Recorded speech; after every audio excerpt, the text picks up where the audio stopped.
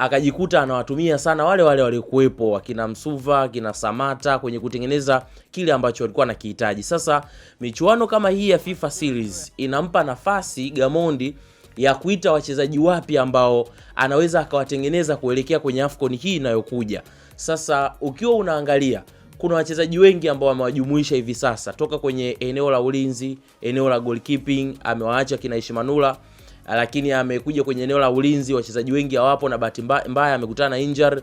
Wakina Baka tunasikia hawapo, Jobu hayupo, amebakia Mwamnyeto, ameongeza wachezaji wachache kwenye mbavu za pembeni akina Israel Mwenda wamekuja kija huku ukiangalia kina Kibabage wameongezeka, Kapombe, Israel Mwenda, Shomari Mohamed Hussein yupo kwenye kikosi, lakini kina Pascal Msindo hawapo. Kwa hiyo kuna maeneo ambayo wamejaribu kuingiza maingizo mapya, kuna maeneo ambayo wamebakisha wachezaji waliokuwepo. Yote ni kwamba kwenye hii michuano aje kuongeza nguvu ya kitu fulani ambayo itakuja kuisaidia taifa kwenye kutengeneza wachezaji ambao tutabakia nao na tutakwenda nao kwenye michuano ya AFCON, kwa maana ya AFCON ambayo sisi tunaiandaa. Kwa hiyo ni nafasi kwake, na naamini kwenye hiki ambacho anakifanya tunaweza tukapata wachezaji wengi wazuri ambao tukaenda nao kwenye safari mpya kutengeneza kikosi kipya cha timu ya taifa ambacho kitakwenda kutuwakilisha kwenye michuano ya AFCON ambayo sisi tunaiandaa. Sawa, kuhusu wachezaji ndivyo huyo hapa kitueleza wachezaji gani hasa ambao wameshindwa kusafiri na timu. Afisa habari wa TFF huyo hapa Clifford Mario Ndimbo. Safari imekuwa nzuri kutokea Dar es Salaam mpaka hapa Kigali. Wachezaji wote mpaka sasa wako vizuri, japokuwa kwenye idadi ya kwanza kwa maana wachezaji 25 walioitwa, tumekuja jumla na wachezaji 23 kwa sababu mfano kama Ibrahim Abdullah kwa maana Baka yeye hakuingia kabisa kambini kwa sababu ni majeruhi, lakini Yusuf Kagoma pia tumemwacha Dar es Salaam kwa sababu ya maumivu.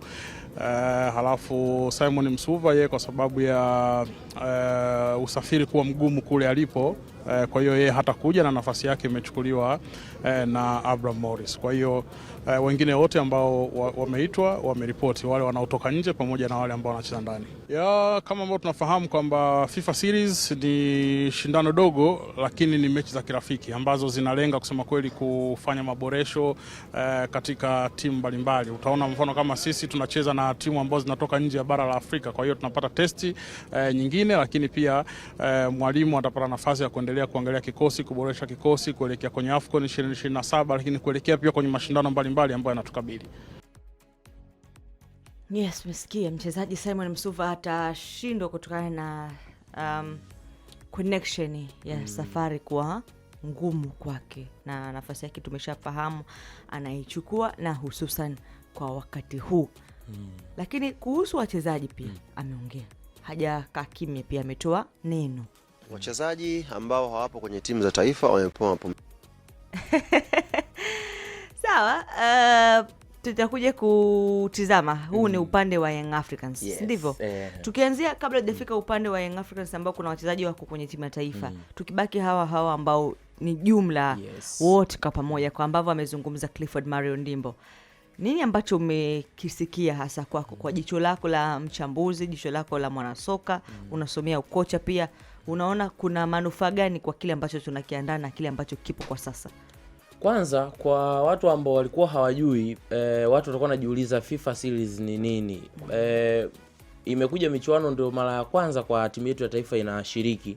Hii michuano imeanzishwa kwa lengo moja ama mawili. Kubwa zaidi ni kwanza, FIFA wameandaa hii michuano ili kuzikutanisha timu ambazo haziwezi kuwa na tabia ya kukutana. Unajua kwenye michuano ya FIFA kuna mashindano mengi ambayo yapo kwenye mashindano yao, lakini ni ngumu sana ukamkuta timu kutoka Afrika, timu ya taifa inakwenda kucheza dhidi ya timu kutoka Amerika. Yaani hapo labda mmekutana kwenye kombe la dunia huko juu. Sasa kuna yale mataifa ambayo ni ngumu kufuzu kombe la dunia, ni ngumu sana kuwakuta kwenye mashindano hayo makubwa kabisa ya FIFA. Sasa FIFA wakaona waandae michuano ambayo itatengeneza connection ya moja kwa moja kwa wale mataifa ambao hayakutana. Ndio maana ukiangalia tuna mataifa hapo hata mtu kutamka jina tu unakuta ni ngumu. Mataifa ni yale ya ndani kutoka Amerika, kutoka ndani huko nje Ulaya huko. Yes, wanakutana hapa. Lakini pia FIFA wameona kwamba kuna mataifa ambayo ni ngumu sana kuandaa michuano yao kwa maana ya kombe la dunia. Sasa wanakujuaje kama wewe unaweza kuandaa michuano ya kombe la dunia? Wanakupa hii michuano ya FIFA series, na ndio maana sasa hivi wamewapa Rwanda waandae, waone namna ambavyo wanaweza kuandaa, namna ambavyo yanafanyika, muitikio wa watu, nini ambacho kinakuwepo. Ndio maana wanatoa nafasi kwa haya mataifa mengine. Rwanda wamepewa kwenda kuandaa. Je, watafanya vizuri? Wakifanya vizuri, siku mnaomba kuandaa, wanajua kabisa hawa wameshakuwa na experience, waliandaa michuano kama hii, kwa hiyo tunaweza tukawapa nafasi na wakaandaa michuano mikubwa na kila kitu kikafanyika. Lakini mwisho ni kutoa nafasi pia kwa mataifa kuweza kujipa nafasi ya kuongeza renki zao kwenye zile renki za FIFA. Ni ngumu sana kupata nafasi ya kwenda kucheza kombe la dunia, unapata mechi chache.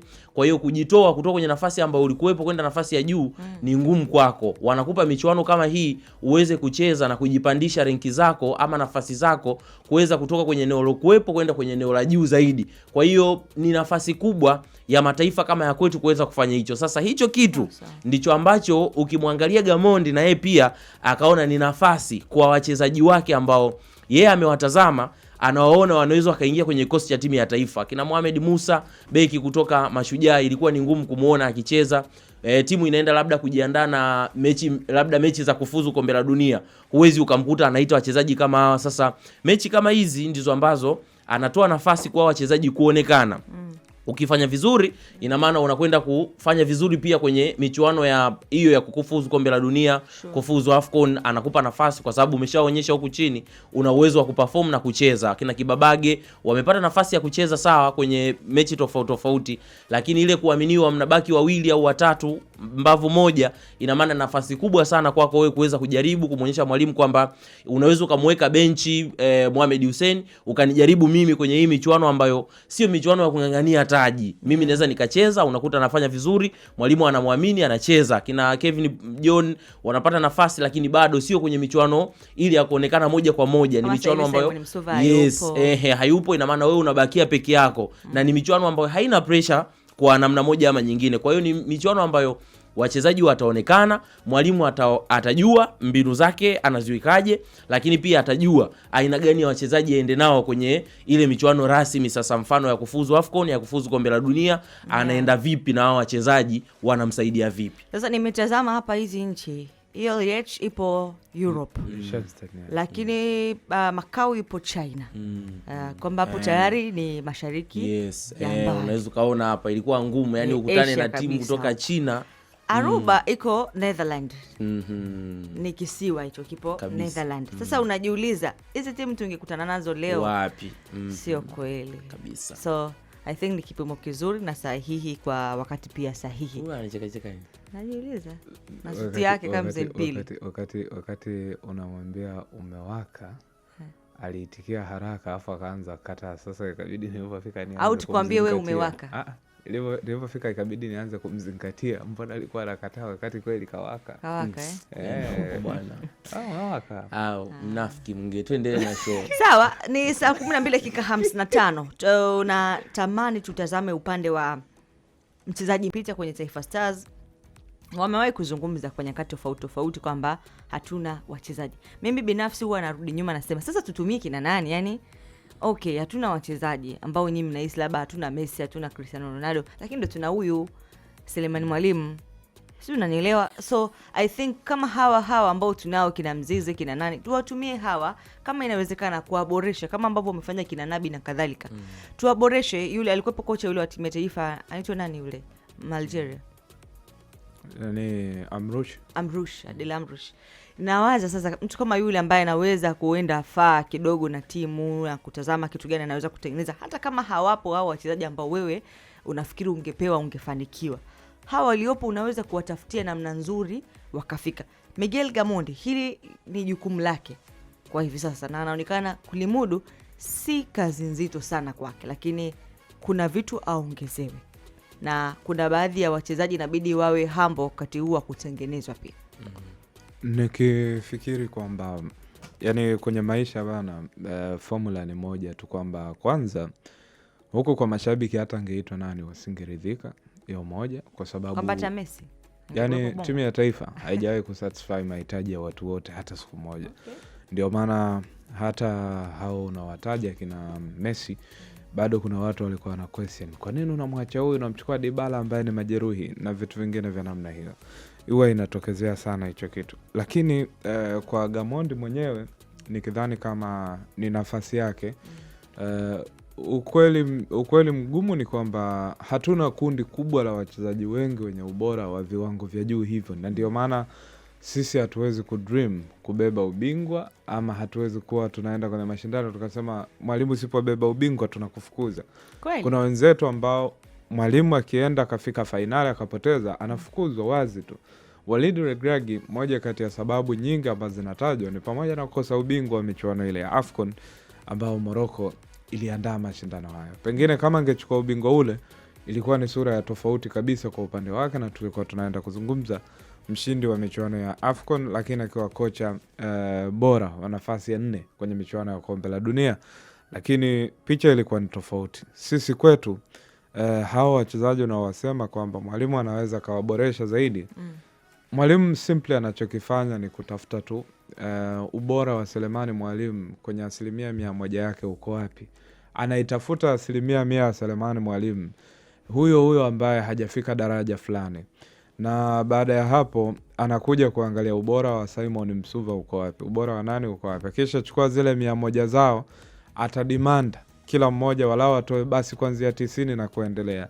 The rest inabaki kwamba wachezaji wametoa kila kitu, hatuna cha kuadai. Ndio neno ambalo huwa linatumika, halitumiki kwa bahati mbaya, ni kwa sababu ndio uhalisia wenyewe ule ukuwepo. Yani leo kwa mfano ile mechi na Morocco ambayo tulipoteza, ama kuna mechi ile tulifungwa na Nigeria, hakuna kitu kingine zaidi ambacho tungetoa tofauti na kile.